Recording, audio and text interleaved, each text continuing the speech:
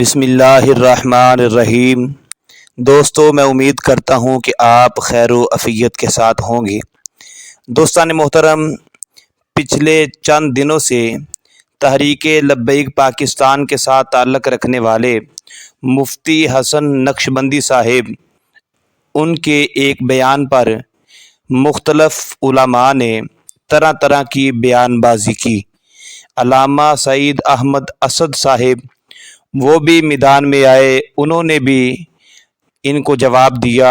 اس کے علاوہ اور بھی کئی لوگوں نے، پیران اعظام علماء نے مفتی حسن نقشبندی صاحب کے بیان کی تردید کی۔ بات کچھ یہ ہے کہ مفتی صاحب نے جو بیان دیا وہ سبھی دوستوں نے سنا، مگر ایک مولانا جن کی تصویر میں نے تھم نیل پہ لگائی ہوئی ہے، یہ انہوں نے غالباً خطبہ جمعۃ المبارک کے موقع پر یہ کلپ بنایا اور اس کے بعد یہ گروپوں کے اندر سینڈ کیا، جہاں پہ تھوڑا سا مفتی صاحب کا بیان چلا کے بعد میں بڑے زور و شور کے ساتھ بولتا ہے، اگر تو اپنے باپ کا ہے، اگر تو اپنی ماں کا ہے، یہ ہے وہ ہے، تو جناب جو تم نے کہا کہ پیروں سے تحریک لبیک پاکستان کے کارکن کی جُتی جو ہے نا، جوتا اس کی ویلیو زیادہ ہے، تو اپنی ماں کی قبر پہ رکھ، اپنے باپ کی قبر پہ رکھ۔ تو یہ باتیں، یہ مجھے نہیں سمجھ آئی کہ یہ حضرت صاحب کا بات کرنے کا انداز کیا ہے، ہم کس طرف جا رہے ہیں؟ سارے اہل سنت کے لوگ ہیں، آپ خدا را مفتی صاحب کے بیان کو محبت کے ساتھ سنو، دل کے اندر عشق رسول رکھ کے۔ ہم بھی مولوی ہیں تو اس کا مطلب یہ تو نہیں کہ ہمیں کا ہے بھائی، جو بول رہے ہیں در حقیقت ان کو تکلیف ہوئی ہے۔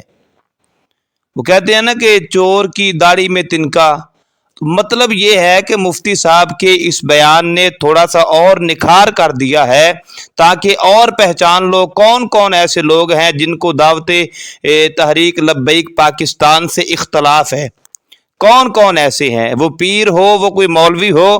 کل جو میں نے ویڈیو اپلوڈ کی اس کے اندر بھی میں نے یہ بات عرض کی تھی کہ یہ پیر تو ہمارے سر کا تاج ہیں، مگر یہاں پہ جن پیروں کا ذکر کیا گیا ہمیں صفائیاں دینے کی ضرورت نہیں ہے۔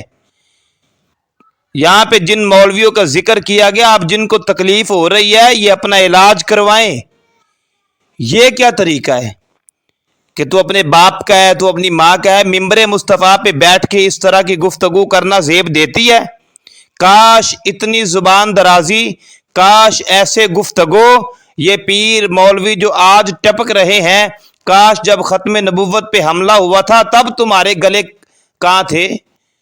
تب تمہارے جناب ویس کوٹ، جبے کبے اور دستارے پہن کر سپیکروں پہ گلا پھاڑنے کا اس وقت تمہیں موقع نہیں ملا؟ جب نبی کریم کی ناموس رسالت کا مسئلہ آیا تب تو تمہیں کوئی فکر نہیں ہوئی، تب تو تمہیں نہیں کہا کہ جناب یہ ادھر آؤ، تمہارے باپ کی ایسی تیسی، تمہاری ماں کی ایسی تیسی۔ یعنی تحریک لبیک پاکستان سے اندر جو تمہاری مخالفت ہے نا، وہ تم بتاؤ تم چاہتے کیا ہو؟ مفتی صاحب نے کوئی ایسا، مفتی صاحب کس بات کی وضاحت دی؟ مفتی صاحب نے کچھ غلط نہیں کیا، مفتی صاحب نے ٹھیک کہا ہے۔ اور ہم یہ بھی کہتے ہیں کہ جو پیر مولوی، وہ مولوی بنے، وہ پیر بنے، کہے جی نبی پاک کی عزت پہ حرف آئے، نبی پاک کی ناموس پہ حملہ ہو، نبی پاک کی ختم نبوت پر حملہ ہو، اور وہ پیر مولوی کے کان پہ جوں تک نہ رینگے، ایسے مولوی کی ہمیں ضرورت نہیں ہے، ایسے پیر کی ہمیں بالکل ضرورت نہیں ہے۔ اور حقیقت بات ہے، پھر میں اپنے جملے کو دہراتا ہوں، مفتی صاحب نے جوتے کا نام لیا، تحریک لبیک کے کارکن کے جوتے کے ساتھ لگنے والی مٹی جو ہے اس کا مقام اور مرتبہ بھی زیادہ ہے، جو ہو پیر اور غدار مصطفیٰ ہو، غدار اسلام ہو، جو اسلام کے نام پہ چندے اکٹھے کرے، جائیدادیں بنائے، اور جناب جب اسلام کا نام ہے لومڑی کی طرح جناب چھپ چھپ کے بیٹھے۔ یہ کیا طریقے ہیں؟ اس لیے مفتی صاحب کو وضاحت دینے کی ضرورت نہیں ہے، اور جو لوگ آج گلا پھاڑ رہے ہیں ان کو اپنے دماغ کا علاج کروانا چاہیے۔ یہ کیسا طریقہ ہے؟ مفتی صاحب کے ماں باپ کا جناب اور قبروں تک کا تذکرہ کر دیا تو نے، شرم آنی چاہیے۔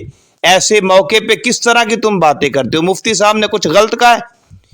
مفتی صاحب کا یہی بیان ہے نا کہ جو پیر مولوی ان کے ذکر کیا ہے نا، تو ہم بھی یہی کہتے ہیں اگر تو کہو نا کہ تحریک لبیک کا موقف ٹھیک نہیں ہے، کیسی عجیب رنگ بازیاں تمہاری، اللہ پاک ہمیں ہدایت عطا فرمائے۔